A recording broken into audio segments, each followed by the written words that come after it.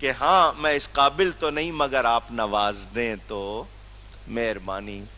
والد صاحب فرماتے ہیں آخری رات تھی، میں سویا ہوا، خواب میں دیکھا کہ بڑا ہی نورانی تخت ہے، بہت روشن اور بہت ہی اچھا عمدہ تخت، اور اس پر حضرت صاحب کرما والے بیٹھے ہوئے ہیں، میرے پیر و مرشد جن سے میں نے بیعت کی. غوث پاک نے اشارہ کیا ان کو دیکھ رہے ہو، ان کو دیکھنا ہمیں دیکھنا ہے. اس وقت یہی غوثیت کے تخت پر بیٹھے ہوئے، اس لیے میں نے کہا نا غوث الوقت. آنکھ کھلی، تسلی ہو گئی. اس کے بعد وہ ملک شام فلسطین عمرہ کرتے ہوئے واپس آئے. والد صاحب نے اس وقت تک یہ خواب کسی کو سنایا نہیں تھا. واپس آ کر جب حضرت صاحب سے ملنے گئے تو حضرت صاحب کی عادت تھی ہاتھ اٹھا کے نا پہلے سلام میں پہل کرتے تھے، السلام علیکم. آپ نے غوث پاک کو دیکھ لیا؟ ہمیں تو پتا نہیں تھا کہ ان کے آپس میں کیا راز، بعد میں سنا تو پتا چلا وہ حضرت صاحب. میں نے یہ واقعہ آپ کو سنایا، اس بندے کو میں نے دیکھا، میں نام نہیں سناتا، لوگ برا خیال نہ کریں، اب تو خیر وصال ہو گیا اس بندے کا. منڈ کمری ساہیوال جو نیا نام ہے، وہاں سے کچھ چور آئے.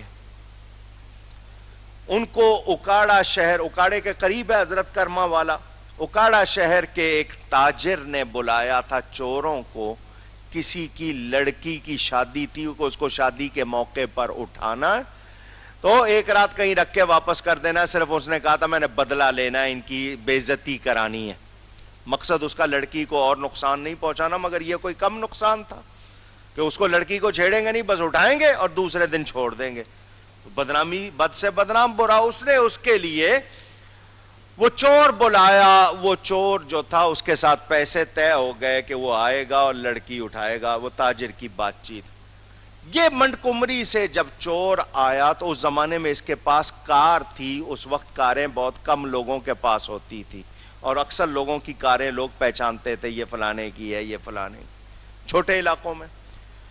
وہ جب اکاڑا شہر کے قریب پہنچا، تقریباً کوئی 28 میل ہے، زیادہ 25-28 میل زیادہ نہیں ہے. تو وہ جب پہنچا تو ابھی روشنی تھی. لوگوں نے کہا شہر میں، اس کے ساتھیوں نے کہا شہر میں نہیں جانا چاہیے، جائیں گے تو لوگ پہچان لیں گے، ذرا اندھیرا ہو لینے دو. تو اس نے کہا تو اندھیرا ہونے میں تو ابھی آدھا گھنٹہ لگ جائے گا.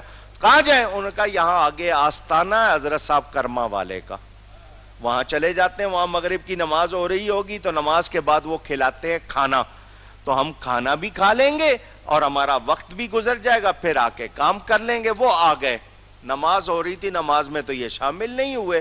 نماز کے بعد وہاں دسترخوان لگ جاتا تھا، کھانا ہوتا تھا. حضرت صاحب خود نگرانی فرماتے تھے.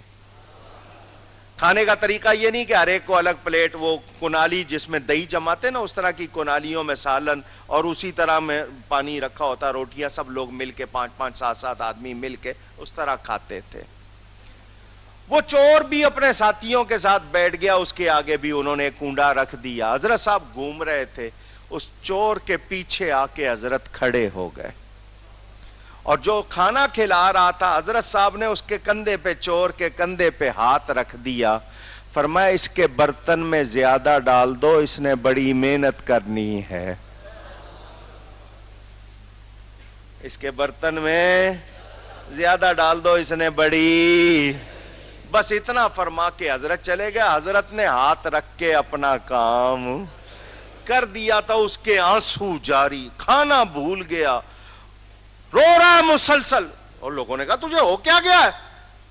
وہ ساتھی کہنے لگے اگر تو یہاں سے نہیں جائے گا پکڑے جائیں گے، کیا ہوگا؟ وہ رو رہا ہے، رو رہا ہے. اس نے لوگوں سے کہا تم کو جانا ہے جاؤ، میں نہیں جا رہا. وہ کہا پیسے لیے؟ اس نے کہا مجھے کچھ نہیں پتا. وہ سارے اس کو چھوڑ کے چلے گئے. وہاں 1 دن 2 دن 3 دن کپڑے پھٹ گئے، رو رو کے برا حال. صفائی ہو گئی، صفائی صفائی. لوگوں نے کہا حضرت جی وہ رو رہا. فرمایا لاؤ اس کو صاف کر کے لاؤ. اندر بھی صاف ہو گیا، باہر بھی صاف کر کے حضرت نے مرید بنایا. میں نے اس شخص کو اپنی آنکھوں سے دیکھا، اس نے پھر کبھی تہجد بھی نہیں چھوڑی تھی.